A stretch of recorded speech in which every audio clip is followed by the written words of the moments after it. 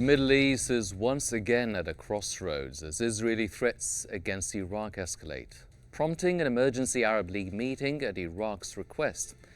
These developments challenge Arab unity and regional stability amid Israel's continued aggression in Lebanon and relentless strikes on Gaza, with Hamas confirming the deaths of Israeli detainees and the EU's Josep Borrell seeking a fragile path towards diplomacy.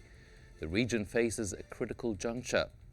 Meanwhile, the Russia-Ukraine conflict deepens with missile strikes, cyber threats, and Putin's provocative rhetoric, fueling fears of broader global conflict. How will these interconnected crises shape international security? Let's begin with the escalating Israeli threats against Iraq, and let's get in focus.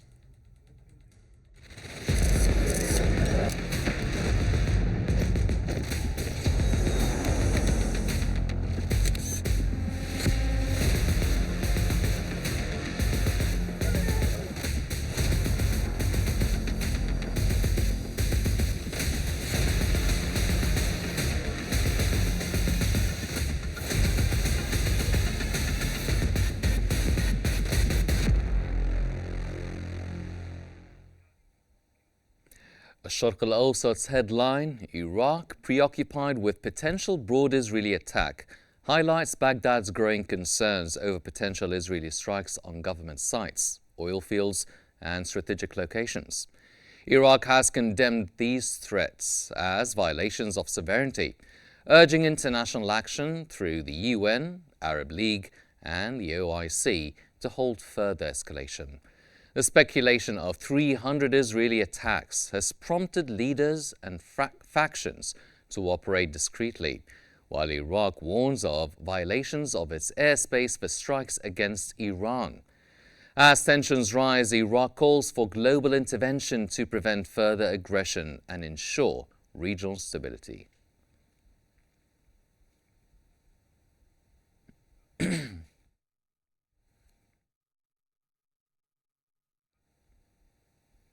And joining us now to analyze these developments is Suruj Abikian, a political researcher and writer and the director of the MECFS Center for Political Studies. Sir, thank you very much for joining us. First off, Iraq has strongly condemned Israeli threats, describing them as an unjustifiable act of aggression. So how do these threats reflect Israel's broader strategy of destabilizing the region?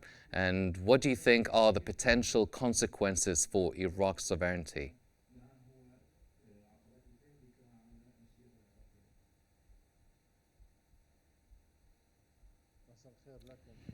Good evening to you. Yes, the Israeli limits in war we've previously said wouldn't be stopped to the Sykes-Picot borders, as they are talking about a new Middle East.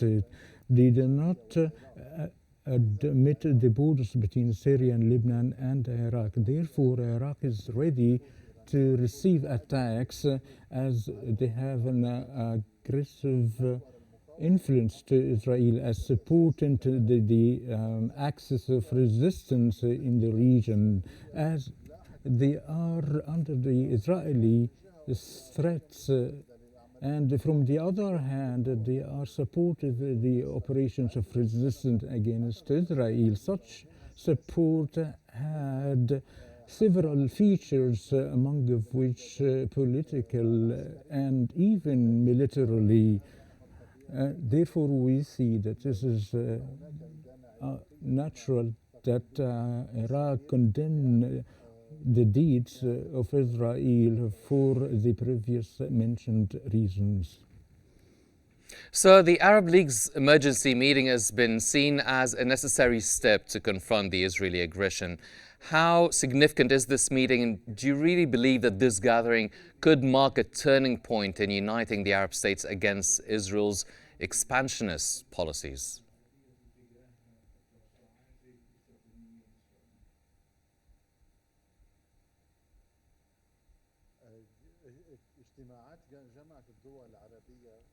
The meetings of the League of Arab States might seems that late meeting that should begin since the 7th of October following the events of Syria and Lebanon as well as the Egyptian borders, etc. But we shouldn't stop at the meetings of the last. We're talking about the Arab gathering. We're not talking about the people, we're talking about the leaders. There are two lineups or even three. Firstly, there is a support to the Palestinian people and by the Arab people. This is normal, but there are two political lines that they are against the expansion of Iran in the Arab lands or the states that under the League of Arab States and other countries that work in establishing the peace that has the two perspectives around the Palestinian cause, which is an essential one between the two-state solution and the no recognition of Israel. And for that reason, I think that the last is taking a late step and never came out with decisive results regarding the mentioned issues and causes.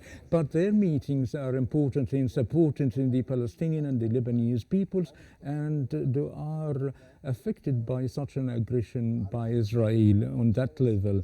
But on the political level, we know very well that there is an impact by America and Europe. Therefore, the meeting of the last is very important, and I think that is too late to convene, but I'm not sure that such a meeting will come out with the political outputs and outcomes, and of course it will have results on the level of gathering and convene, but not ultimately on the political level.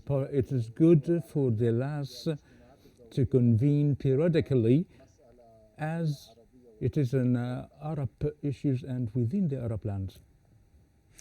Now, Israel continues to frame its actions as defensive measures against alleged threats, yet its operations repeatedly violate the sovereignty of neighboring countries. So how can Iraq and the region counter these justifications and hold Israel accountable for its violations?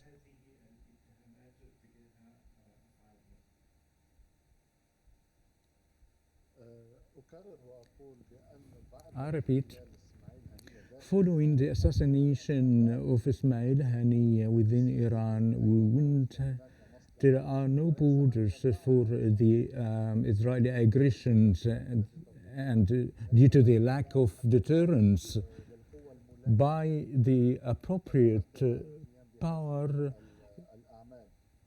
to make her reluctant of doing these deeds.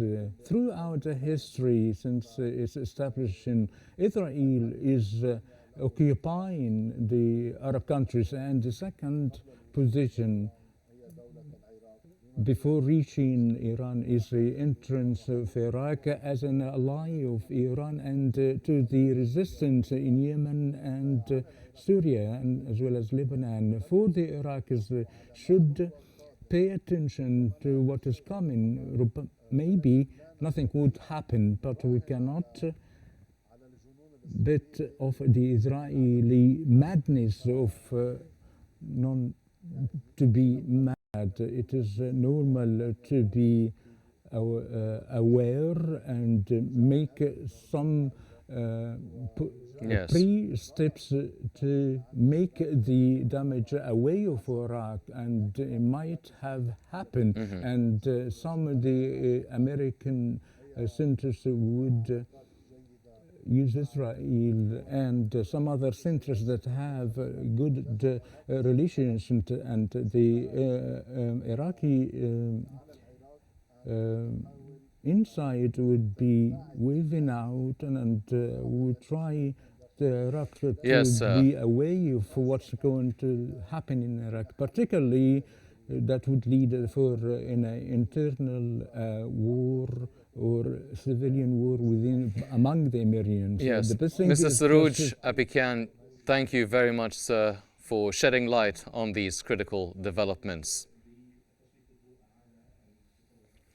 As tensions escalate between Iraq and Israel, the broader region remains engulfed in conflict, with Gaza and Lebanon bearing the brunt of Israel's ongoing aggression. Let's turn now to the latest developments in these flashpoints.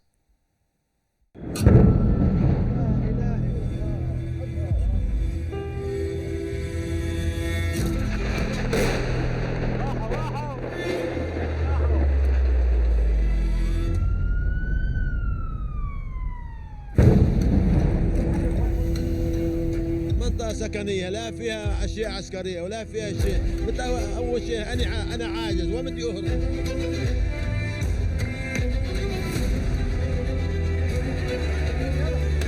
In a country of that size, which is relatively small, and a population that's estimated around 5 million people, you can imagine how dramatic it is that over 1 million people are now without shelter and on the move.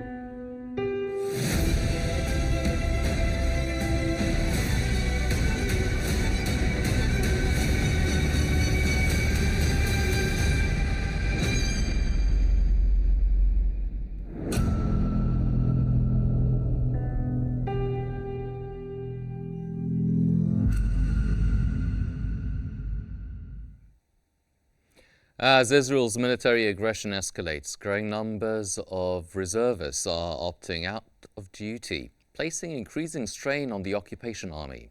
Israel's reliance on reservists has intensified during the prolonged war with Lebanon and Gaza. The Washington Post has reported that economically, Israel faces significant challenges, with businesses closing, productivity falling, and the economy shrinking.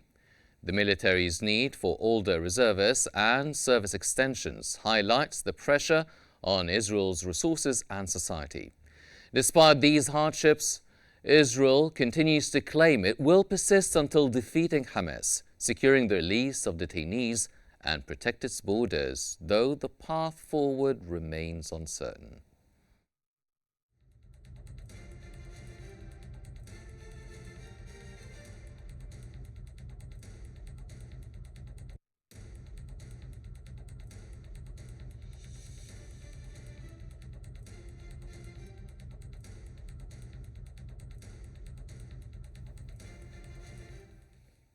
And providing more analysis about the last escalation in the Middle East, we're joined from occupied Jerusalem by Dr. Amjad Shihab, the Professor of International Relations at Al-Quds University and a specialist in Israeli and Palestinian affairs. Welcome, Dr. Shihab. Let me ask you now, with Josep Borrell's visit to Lebanon, how do you assess the European Union's role in de-escalating tensions between Hezbollah and Israel?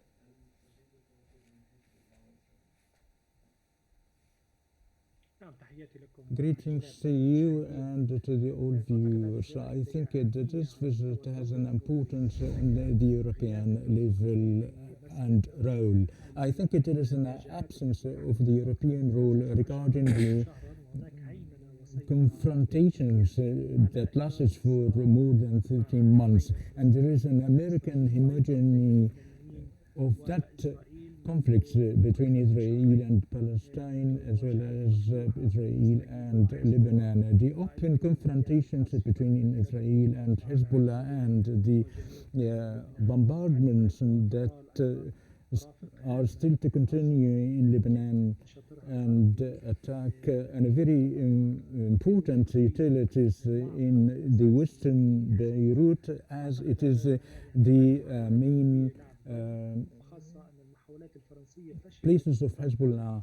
I think that the French negotiations have failed in practicing the pressure upon Netanyahu. I think it was a very effective French role following the assassination of the Secretary General of Hezbollah, as Europe has a very important interest in Lebanon, and I think that Lebanon, one of the main allies of the European influence, particularly in France, and I think this visit has a very important for the European Union to play a role against the ceasefire that has no scenario with respect to the stubbornness of Netanyahu vis-à-vis the proposal drafts convened by the mediator of Hezbollah, Mr. Berri, the Speaker of Parliament in Lebanon, that include 13 articles as an Israeli hegemony over Lebanon and the disempowerment of Hezbollah, and along with other conditions that would prove that should be necessarily for practicing pressure upon Israel to implement the resolution 1701 that's been ratified in 2006, and there is a fear from Europe, particularly in France, to Israel to continue in confrontation, as there is a problematic issue of the incapable militarity of Israel, as Hezbollah is totally rejecting to withdraw without the abiding within a very specific standard. And I think there is a big difference between the Israeli condition and what has been requested by Hezbollah. I think there is a bid to have some sort of approachment between the two parties, or to stop a deterioration of the negotiation that might lead to regional confrontations between Israel and Iran. Even now, Iran never intervened directly, but there is a big concern of such as Israel is confronting Hezbollah and Lebanon, and would upset the European and the Iranian, that they are very hesitant to intervene directly on the Lebanese front. Sir, do you believe that Israel is willing to sacrifice detainees in exchange for a broader military strategy aimed at Gaza's complete occupation?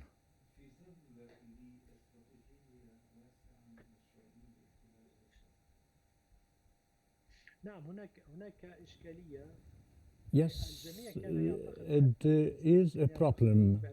Even the Palestinians were thinking that the Israeli doctrine that there should be an importance for sacrifice vis-a-vis releasing the hostages from Hamas as they did before. But previously they were working under the methodology of the secular Zionism, but now they are working in a different doctrine, which is the religious Zionism, which prefer the possessed lands and to sacrifice the human, not as before, as the human is much important than the land. But now Israel considers that the land is has a great importance. So the sacrifice, the exchange of detainees for 13 months. There was possible in November in 2023 when it started the process of exchange that Israel had stopped, and that was possible to save the prisoners, and we're talking about 50 prisoners alive. Among 100 in the hands of Hamas and the Israeli resistance. But the question is to what extent Israel will continue to get rid of the exchange, as the majority inside Israel supporting the exchange of detainees, in particular the Likud party, the governor, yes, and the Shas movement as a main component of the cabinet is strongly supporting to the exchange. Among the conditions and the deals, the proposal proposed by Biden that agreed by Hamas, and the only party that do not support this, who's the religious Zionist coalition and the Jewish force headed by Zephyr and Smotrich, and Netanyahu that rejects to provide any compensation, as thinks that the military pressure is the only way to save the detainees, which has proven that failed, that even in al-Shabak or in the army or in the Mossad establishment and the police supporting the Dr. Shihab, I will have to cut you off. That was, ladies and gentlemen, Dr. Amjad Shihab, Professor of International Relations at Al-Quds University and a specialist in Israeli and Palestinian affairs from occupied Jerusalem. Thank you very much, sir, for your insights. And while the Middle East grapples with its crises, another conflict rages in Eastern Europe. The intensifying Russia-Ukraine conflict presents a stark reminder of the global security challenges we face. Here's what's unfolding on that front.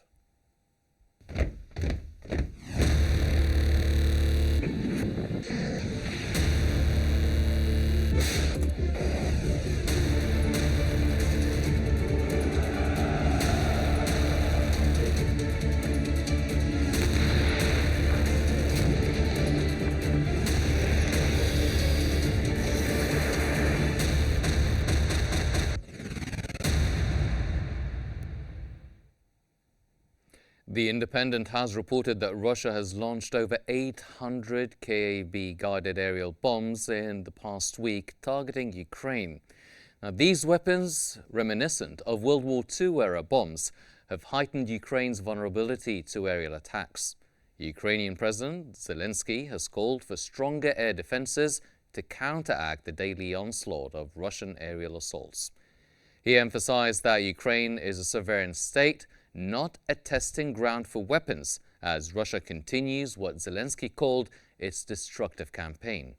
In response to Ukraine's use of Western-supplied long-range missiles, Putin warned of further missile strikes, including the powerful Orishnik ballistic missile, which remains uncountered by current air defense systems.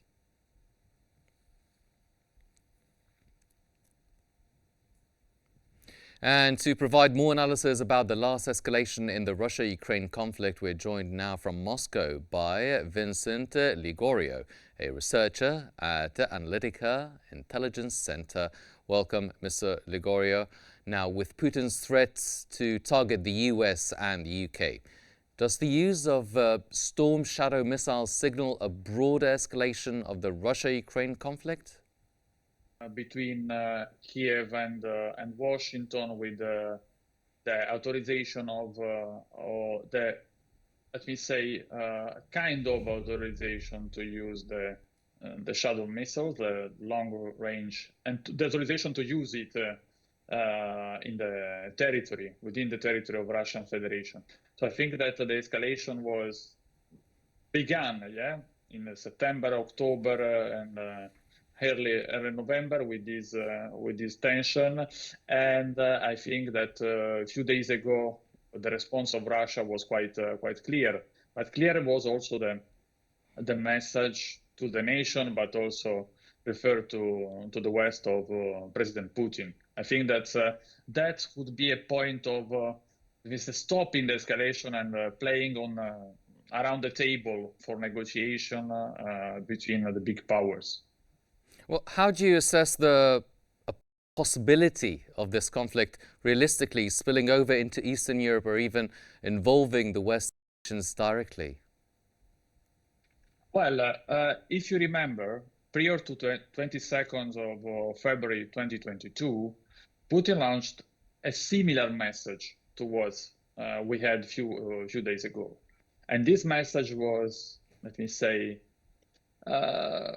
discarded by the West. So if the latest message would be discarded by the West, this would lead to escalation. In more than 15 years analyzing Russia, I always have seen chess player rather than poker player. This means that Russians never bluff.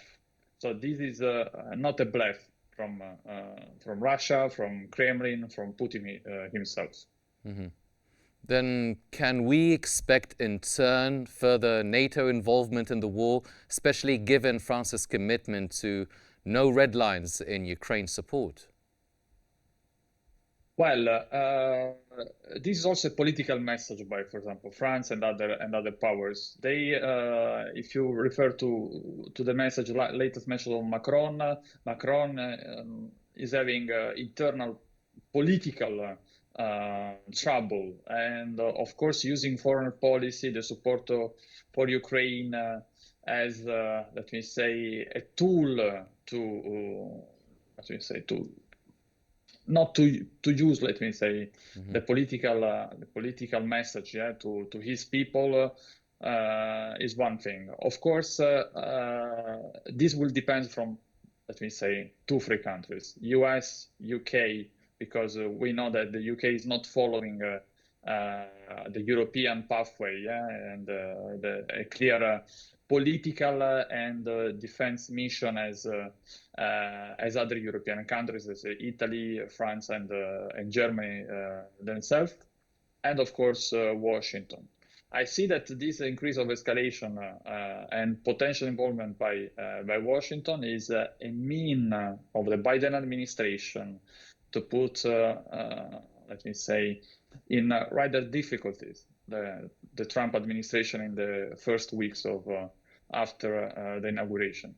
But again, if someone will use these to increase the, let me say, the tension, and will misuse this to increase the tension, we will have a risk of NATO involvement, because we know that the Article 5 and the Article 4 are quite clear of the NATO card. Mr. Vincent Ligorio, researcher at Analytica Intelligence Center from Moscow, thank you very much for joining us, sir. And from rising tensions in the Middle East to the escalating crisis in Eastern Europe, now these events underscore the delicate state of global security. And by that, we conclude and come to the end of this episode of In Focus. Thank you very much for joining us, and stay tuned to Q News for more updates.